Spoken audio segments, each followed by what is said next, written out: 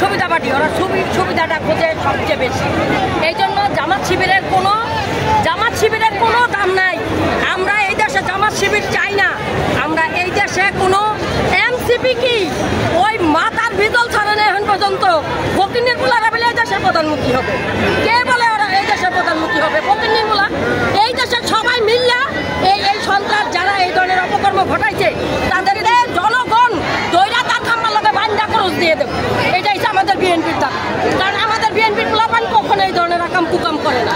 কারণ আমরা বিএনপি শান্তিপূর্ণ কর্মসূচি করছে 17টা বছর আমরা কষ্ট করেছি।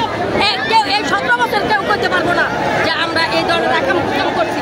আর আজকে এনসিপি আর জামাত শিবির মিল্লা এই দেশটারে গিল্লা হালাইতেছে।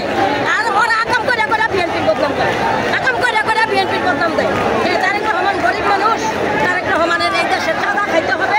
তারেক রহমান গরিবের পাশে থাকে। আমরা বিএনপি গরিব, আমরা গরিব থাকবো।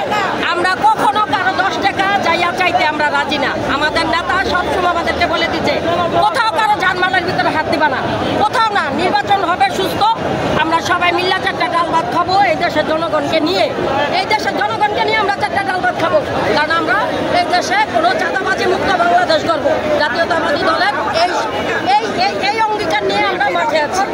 আমরা কখনোই চাই না যে এই দেশে চাঁদাবাজ হোক। আমাদের